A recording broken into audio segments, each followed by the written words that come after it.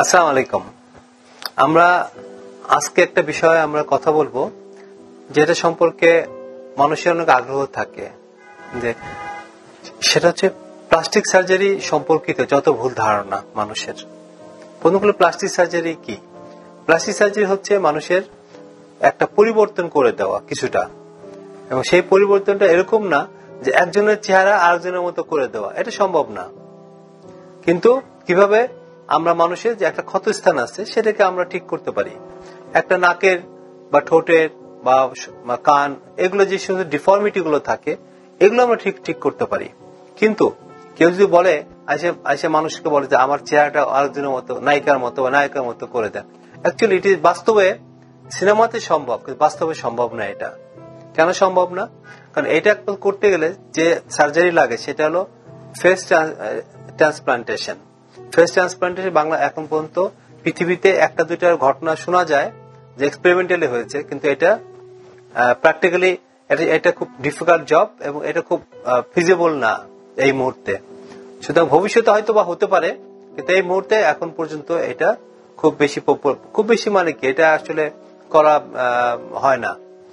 তাহলে কি করা হয় বাংলাদেশে? যেমন অনেক সময় মানুষ আসে, তারা বলে প্লাস্টিক সার্জারি মানে হলো একটা প্লাস্টিক ব্যবহার করে আমরা অপারেশন করি। অ্যাকচুয়ালি না, কোনো প্লাস্টিকই ব্যবহার করা হয় না। প্লাস্টিক যে শব্দটা, এটা আসছে এটা গ্রিক শব্দ প্লাস্টিকস। প্লাস্টিকস মানে হচ্ছে পরিবর্তন করা, অর্থাৎ একটা মানুষের শরীরে একটা ডিফর্মিটি থাকে, আমরা সেই ডিফর্মিটিকে পরিবর্তিত করে ব্যবহার করি, অথবা মানুষের শরীরের অন্য অংশ নিয়ে, যেমন ত্বক, মাংস বা হাড়ের টুকরো, এগুলো নিয়ে আমরা পরিবর্তিত করে আমরা ব্যবহার করি। এই পরিবর্তন করাটাকেই বলা হয় মোল্ডিং করা বা পরিবর্তন করা। ইংলিশে বলে মোল্ডিং, বাংলায় বলে পরিবর্তন, আর গ্রিক শব্দ বলা হয় প্লাস্টিকস। সুতরাং এটির নাম হচ্ছে প্লাস্টিক সার্জারি, এই সার্জারিটার। তো সুতরাং আপনারা নিশ্চয়ই বুঝতে পেরেছেন, দেখুন প্লাস্টিক ব্যবহার করা হয় না। তবে আধুনিক প্লাস্টিক সার্জারিতে আমরা দুই ভাগে ভাগ করতে পারি। একটা হচ্ছিল রিকনস্ট্রাকটিভ সার্জারি, আর একটা অ্যাস্থেটিক সার্জারি, যা সাধারণ মানুষ কসমেটিক সার্জারি যেটা বলে। তো এখন আমরা রিকনস্ট্রাকটিভ সার্জারি বলতে কি বুঝি, সেটা হলো এরকম, ধরেন একটা মানুষ রাস্তা দিয়ে যাচ্ছিল বা গাড়ি নিয়ে যাচ্ছে, অ্যাক্সিডেন্ট হলো, তার একটা শরীরে একটা ত্বক বিশেষ অংশ নষ্ট হয়ে গেল, অথবা তার একটা পায়ের একটা টুকরা ভেঙে পড়ে গেল এবং সেখানে মাংসও চলে গেল, নাকটা থেতলে গেল, চোখে পাতা ছিঁড়ে গেল, অথবা ঠোঁটটা দুই ভাগ হয়ে গেল, হ্যাঁ, বিশাল একটা দাগ হয়ে গেল মুখে। এইগুলোকে যদি ঠিক করা হয় তার এটাকে বলা হয় রিকনস্ট্রাকটিভ সার্জারি। অর্থাৎ একটা জিনিস ক্ষতিগ্রস্ত হয়েছে, ক্ষতিগ্রস্তকে পুনর্গঠন করা। আর আরেকটা হচ্ছে যেমন আগুনে পড়ে গেলে সেই পেশেন্টকে চিকিৎসা করা এবং তাকে ত্বক পুনর্গঠন করা, এইটাকেও রিকনস্ট্রাকটিভ সার্জারি আমরা বলি।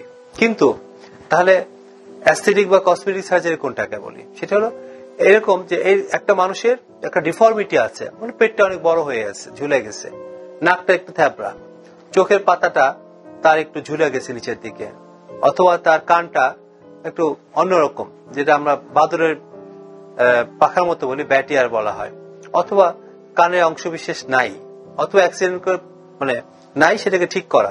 তো এই কাজগুলো, বা ব্রেস্টটা ঝুলে গেছে, ব্রেস্টটাকে ঠিক করা, এই যে কাজগুলো করা হয়, এগুলো কিন্তু শরীরের এটার জন্য জীবনের কোনো তার জীবন চালিয়ে নেওয়ার কোনো সমস্যা হয় না, কিন্তু তার হয়তো মানসিক অস্বস্তি হয়, শারীরিক কাজে বা এগুলো কোনো সমস্যা হয় না। এই কাজগুলোকে সৌন্দর্যের খাতিরে আমরা ব্যবহার করা হয়, এই কারণে আমরা অ্যাস্থেটিক সার্জারি বলি। যে এটা জীবনের 100% এসেনশিয়াল না, কিন্তু অনেকে মানসিক শান্তি প্রশান্তির জন্য এটা ব্যবহার করা সার্জারি গুলো।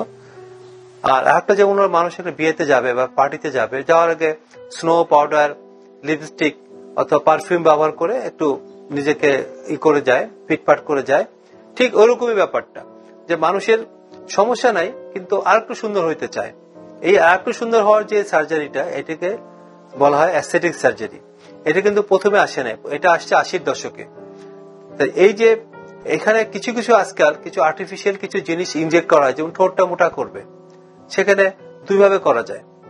একটা করা যায় হলো আপনার এক ধরনের আর্টিফিশিয়াল কিছু জিনিসপত্র, সিনথেটিক জিনিসপত্র ইনজেক্ট করে, অথবা ওই পেশেন্টের নিজের পেটের থেকে বা অন্য জায়গা থেকে ফ্যাট নিয়ে সেই ফ্যাটটা ইনজেক্ট করে করা যায়। আবার কমানো যায়, এটাকে বলে থিনিং করা যায়। নাকের মধ্যে নাকের বুকের থেকে হাড় নিয়ে সেটাকে করা যায়, নাকটাকে ঠিকঠাক করা যায়, একটু খাড়া করা যায়। আবার আজকাল সিনথেটিক জিনিস পাওয়া যায় যে একটা নাকের মধ্যে ঢুকাই দেওয়া দিয়ে এটাকে আমরা ঠিকঠাক করি। তাহলে এইটাও কিন্তু কসমেটিক সার্জারি। আবার বোটক্স, যে কপালে ভাঁজ পড়ে গেছে, ভাঁজ পড়ার জন্য বয়সের ছাপ পড়ে গেছে মুখে, এই বোটক্স বলে একটা কেমিক্যাল আছে, এটা বোটুলিনাম টক্সিন বলে একটা অর্গানিজম আছে, সেখান থেকে এটা তৈরি করা হয়। এই বোটুলিনাম টক্সিনটা দিলে নার্ভটাকে সাময়িকভাবে প্যারালাইসিস করে দেয়। দেওয়ার ফলে হয় কি, এরা কপালে যে ভাঁজ থাকে যে কারণে হয় এগুলো দূর হয়ে যায়, অথবা মুখের যে জায়গা ভাঁজ থাকে দূর হয়ে বয়সের ছাপটা মনে হয় কমে যায়। কিন্তু এতে সমস্যা হচ্ছে, এটা এখন অনেকেই করে, কিন্তু এটা হলো একটা সার্টেন টাইম, কয়েক মাস পরে আবার করতে হয়, এটা অ্যাকশন চলে যায়, এটা থাকে না। তো এগুলো সমস্যাও আছে। তো আমরা মনে করি যে এই যে মানুষের ভুল ধারণা যে একজনের চেহারা আরেকজনের মতো করা, এটা বাস্তবে সম্ভব না। তো অনেকে যখন এসে বলে যে স্যার দেখলাম প্লাস্টিক সার্জারি করে একরকম চেহারা আরেক রকম করে ফেলতেছে, তা আমি বললাম যে আপনার সিনেমায় দেখছেন তো, সিনেমায় দেখা যায় আজকে একটা বাচ্চা জন্ম নিল, সেই বাচ্চাটা আস্তে আস্তে বড় হলো, কালকে ফাইট করছে, পরশু দিন দেখা গেল বিয়ে শাদী করে বাপ হয়ে গেছে, নায়ক হয়ে গেছে।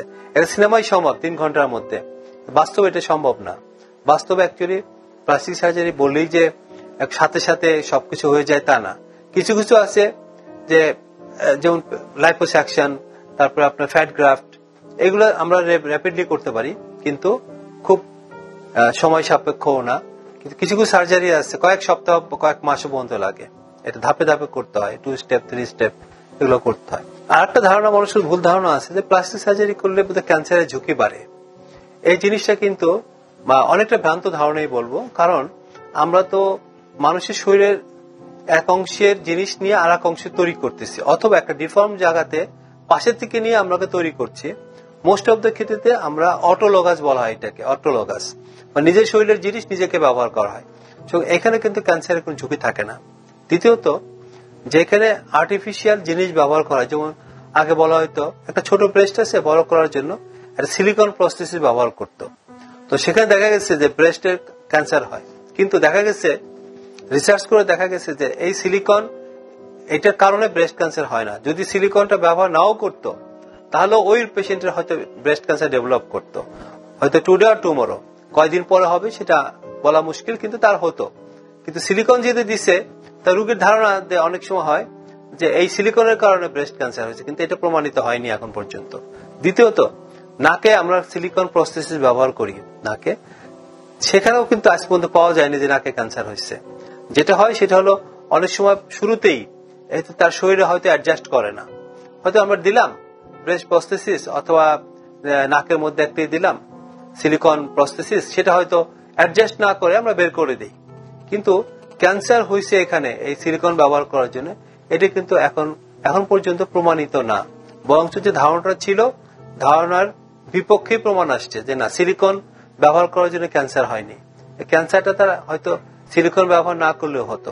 সুতরাং আমরা মনে করি যে এই ধারণাটা আপনাদের দূর করতে হবে বা দূরীভূত হবে আমার এই বক্তব্য শোনার পরে।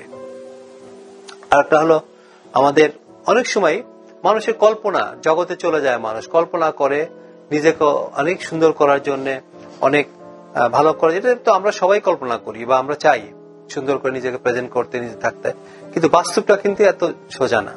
বাস্তবে এটা খুব ডিফিকাল্ট। হয়তো নকল চুল লাগিয়ে বাই করে সাময়িকভাবে সম্ভব, কিন্তু পার্মানেন্টলি এগুলো সম্ভব না, সার্জারি করে এর সম্ভব না। আমরা ডিফর্মিটি গুলো দূর করতে পারি। তো সেইখানে আপনাদের একটা সবকিছু লিমিটেশন আছে মানুষের, সেই লিমিটেশনটা আপনি মনে রাখতে হবে, কতটুকু আমরা যাবো বা কতটুকু আমরা যেতে পারি। এটা শুধু আমাদের এখানে, পৃথিবীর অনেক দেশেই অনেকে মনে করে কালোকে সাদা করা যাবে, সাদাকে কালো, না, এটা সম্ভব না, এটা কিন্তু বাস্তবতা না।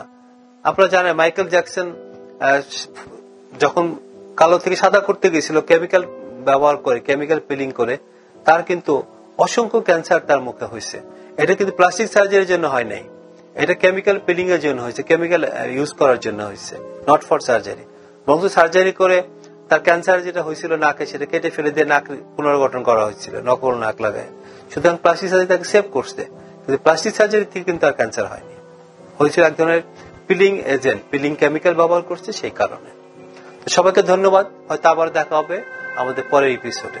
আসসালামু আলাইকুম। আপনাদের স্বাস্থ্য বিষয়ে সচেতন করার জন্যই আমাদের এই আয়োজন, তাই প্রতিনিয়ত স্বাস্থ্য বিষয়ে বিভিন্ন টিপস পেতে আমাদের চ্যানেলটি সাবস্ক্রাইব করুন এবং বেশি বেশি লাইক ও শেয়ারের মাধ্যমে সবাইকে আমাদের সঙ্গে সংযুক্ত হবার সুযোগ করে দিন। ডায়াবেটিস চিকিৎসায় 3D বলে একটি কথা প্রচলিত আছে। এই 3D কি? এই 3D হচ্ছে ডিসিপ্লিন, ড্রাগ এবং ডায়েট। আপনি ডিসিপ্লিন লাইফ লিড করছেন, ড্রাগসও খাচ্ছেন, কিন্তু ডায়েট সেটি কেমন হবে? এই বিষয়ে সঠিক পরামর্শ দিতে পারবেন একজন পুষ্টিবিদ। তাই এই বিষয়ে সমন্বিত সেবা দিতে রয়েছে আমরা।